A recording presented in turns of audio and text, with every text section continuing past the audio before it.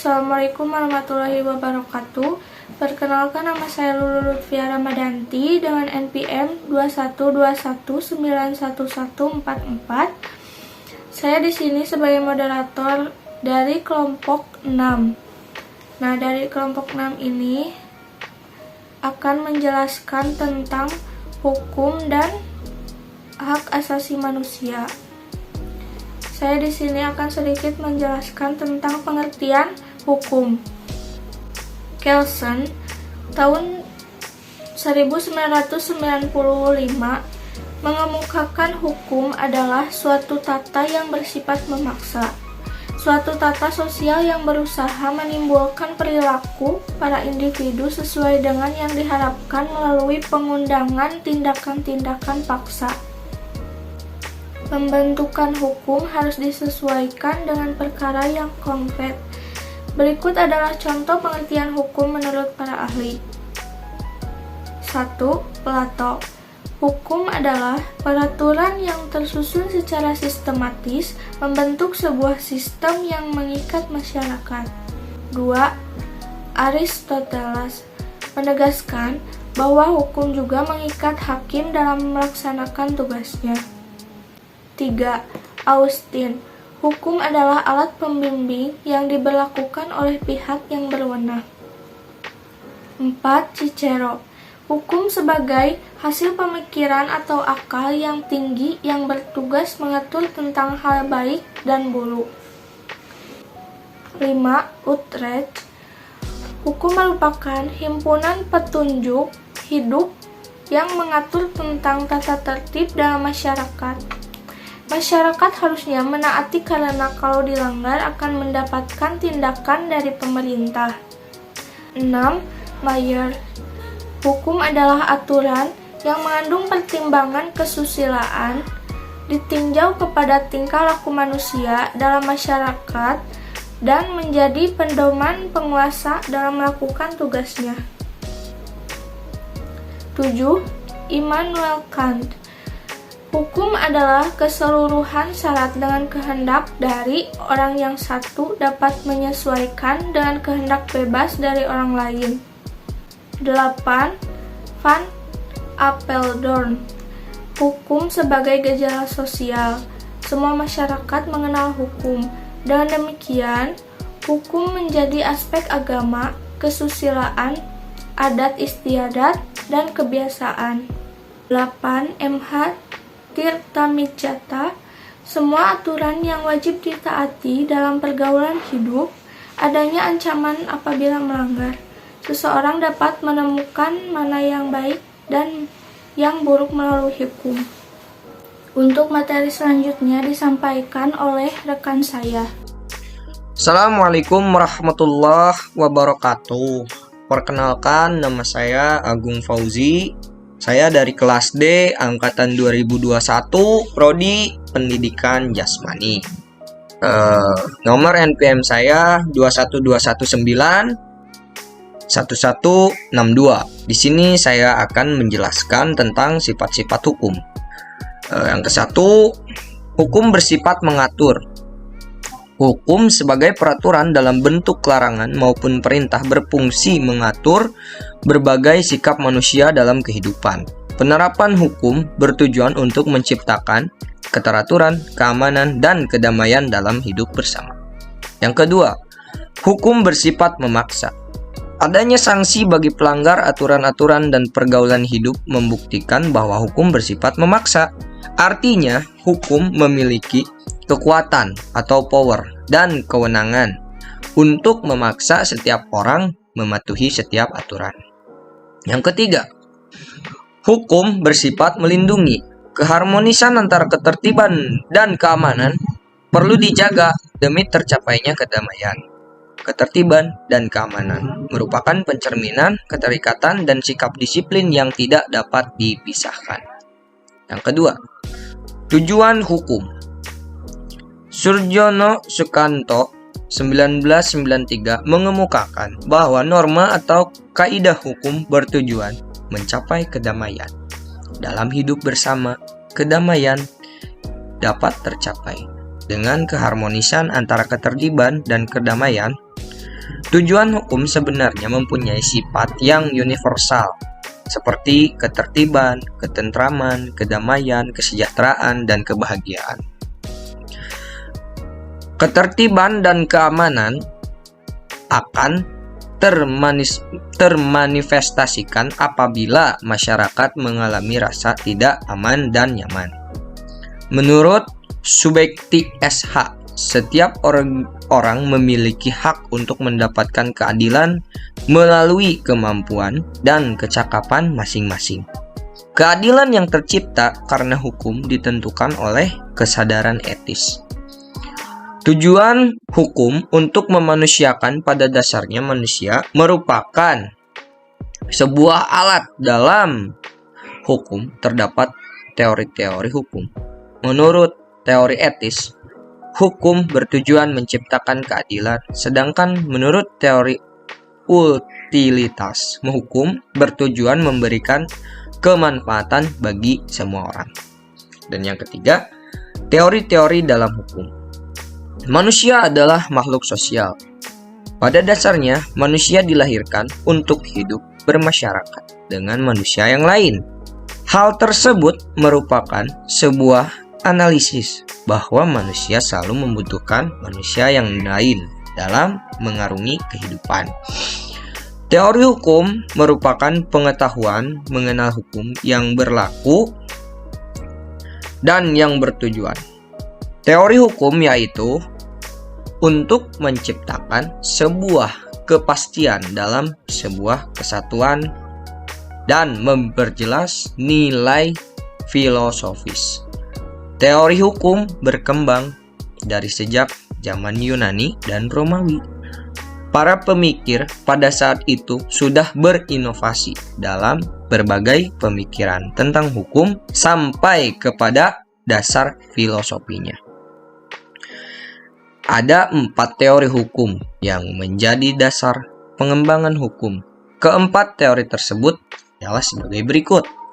Yang ke-1, teori Yunani dan Romawi.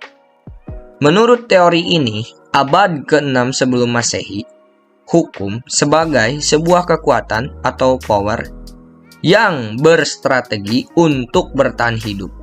Berikut ini beberapa teori hukum Yunani dan Romawi klasik. Yang pertama, teori Socrates. Menurut Socrates, hukum adalah konsep yang mengedepankan kebaikan dan keadilan bagi masyarakat. Dan yang kedua, teori Plato. Menurut Plato, hukum dapat dihubungkan dengan kebijaksanaan yang dimaksud, yaitu tipe ideal. Sebuah negara berada di bawah kepemimpinan kaum aristokrat. Yang ketiga, teori Aristoteles. Menurut teori ini, keberadaan hukum berhubungan dengan perasaan sosial etis manusia. Dan yang keempat, teori Epicurus. Menurut teori ini, hukum berperan sebagai pengelola kepentingan antar individu demi tercapainya kedamaian. Yang kedua, teori hukum alam. Menurut teori ini, ada jenis hukum yang akan berlaku, yaitu hukum yang ditetapkan oleh penguasa dan hukum yang lahir tanpa pengaruh pandangan manusia. Yang ketiga, positivisme dan utilitarianisme. Menurut teori ini, hukum adalah perintah yang harus dilakukan. Keputusan yang dihasilkan harus didedukasikan secara logis agar penghukuman dapat ditegakkan. Yang keempat, teori hukum murni. Menurut teori ini, hukum bebas dari naluri, kekerasan, keinginan-keinginan dan sebagainya, penyisipan ilmu-ilmu politik, sosiologi, sejarah, dan pembicaraan tentang etika tidak dapat dilakukan dalam sebuah hukum. Oke. Dan yang kelima, penggolongan-penggolongan hukum. Penggolongan-penggolongan hukum dapat dibedakan menjadi 2, yaitu hukum publik dan hukum privat. Hukum publik adalah hukum yang mengatur hubungan antar individu saat diperlukan, seperti hukum pidana. Sedangkan hukum privat adalah hukum yang mengatur hubungan antar manusia dengan berintikan kepentingan perorangan seperti hukum sipil, hukum perdata, dan hukum dagang. Sekian penjelasan dari saya tentang sifat-sifat hukum dan penggolongan hukum. Untuk penjelasan-penjelasan lainnya akan dijelaskan oleh pemateri selanjutnya. Assalamualaikum warahmatullahi wabarakatuh. Perkenalkan, nama saya Anju Renaldina Baban dari kelas D NPM 21219151 Pendidikan Jasmani. Di sini saya akan melanjutkan tentang aliran-aliran hukum. Ada beberapa aliran hukum dan praktik peradilan. Yang pertama, aliran legisme. Aliran legisme menganggap bahwa sesuatu dikatakan sebagai hukum apabila terdapat dalam undang-undang. Untuk yang kedua, aliran freie Rechtslehre. Aliran ini beranggap bahwa hakim sebagai pencipta untuk memiliki kebebasan melakukan segala hal yang tidak diatur di dalam undang-undang. Untuk yang ketiga, aliran Rechtsbinding. Aliran ini menganggap bahwa keterikatan hakim dalam undang-undang tidak seketat asumsi aliran legisme. Dikarenakan hakim mempunyai kebebasan hakim tidak seperti pendapat aliran freie Rechtslehre. Hakim dalam pelaksanaan tugas memiliki kebebasan yang terbatas dan terikat dalam Freiheitsgebundenheit. Oke, di sini saya akan membacakan konsep hak asasi manusia. Pengertian hak asasi manusia. Hak asasi manusia adalah anugerah yang langsung diterima manusia dari Tuhan yang Maha Esa. Setiap manusia memiliki hak yang harus dihormati, dilindungi, dan dijunjung tinggi oleh pemerintah dan hukum. Menurut John Locke maupun Kejoro Peorbo Pranoto, hak asasi manusia adalah hak yang diperoleh dari Tuhan menurut kuadrat dan hakikat setiap manusia, sebab hak asasi manusia bersifat suci. Beberapa dengan David Bentham dan Kevin Boyle, menurut mereka hak asasi manusia adalah kebebasan setiap individu untuk memenuhi kebutuhannya. Sedangkan menurut Mariam Bodiarjo, hak asasi manusia adalah hak yang dibawa manusia sejak lahir ke dalam kehidupan masyarakat. Oke, di sini saya akan menjelaskan macam-macam hak asasi manusia. Macam-macam hak asasi manusia dapat diberi menjadi 5 macam bidang. Yang pertama, bidang secara pribadi, artinya setiap individu memiliki hak yang sama. Untuk yang kedua, di bidang politik, artinya setiap orang berhak untuk ikut berperan aktif dalam berbagai kegiatan politik. Untuk yang ketiga, bidang hukum dan peradilan, artinya setiap individu memiliki hak yang sama di mata hukum dan pemerintah. Untuk yang keempat, di bidang ekonomi, artinya semua orang memiliki hak kebebasan melakukan di bidang kegiatan ekonomi berbagi masyarakat tanpa adanya sebagai gangguan. Untuk yang kelima, di bidang sosial budaya, setiap individu berhak untuk menjalankan kehidupan sosial dengan aman dan nyaman, serta hak untuk melestarikan dan mengembangkan budayanya. Untuk saat ini, sejarah hak asasi manusia, yaitu HAM, merupakan problematika yang urgensial dan universal.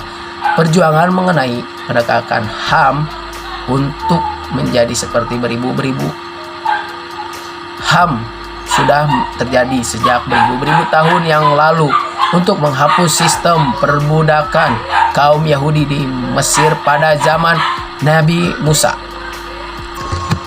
Untuk selanjutnya, pengembangan HAM di Indonesia. Sejarah HAM di Indonesia mengalami masa penjajahan selama berabad-abad. Pada zaman penjajahan terjadi berbagai bentuk diskriminasi dan pelanggaran HAM. Pada zaman penjajahan, Belanda masyarakat di Indonesia diklasifikasikan menjadi 3 strata sosial. Ketiga strata sosial yang pada zaman penjajahan Belanda yaitu masyarakat Eropa sebagai kelas pertama, masyarakat Timur asing, Cina, India, Arab sebagai kelas kedua, masyarakat pribumi sebagai kelas 3. Upaya memperjuangkan HAM dapat dilihat dari momentum yang terjadi seperti kebangkitan nasional 20 Mei 1908, Sumpah Pemuda 28 Oktober 1928, Proklamasi Kemerdekaan 17 Agustus 1945, Undang-Undang RIS dan Undang-Undang UUDS 1950 secara tertulis tercantum konsep HAM dan hak serta kewajiban warga negara. Tahun 1993 berdasarkan keputusan Presiden nomor 50 tahun 1993 dibentuk Komisi Hak Asasi Manusia. Prinsip dan basic konsep pengembangan HAM di Indonesia.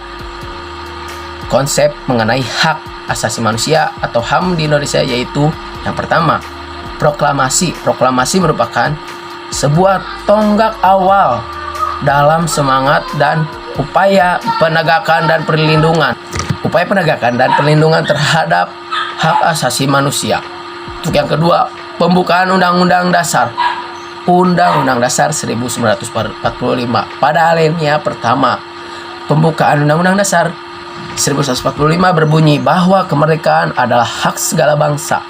Menurut Notomo Nagoro, manusia sebagai individu mempunyai hak kodrat dan hak moral untuk berdiri sebagai pribadi atau hidup bebas.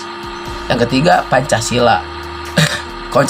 Konsep HAM dalam Pancasila berpijak pada sila kedua dalam Pancasila yaitu kemanusiaan yang adil dan beradab.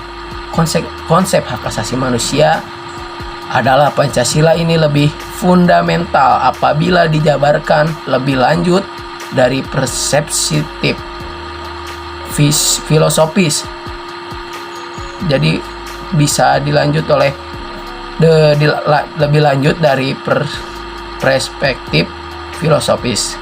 Kebebasan dalam Pancasila adalah kebebasan yang bebas akan tetapi memiliki batasan berupa nilai-nilai dan norma.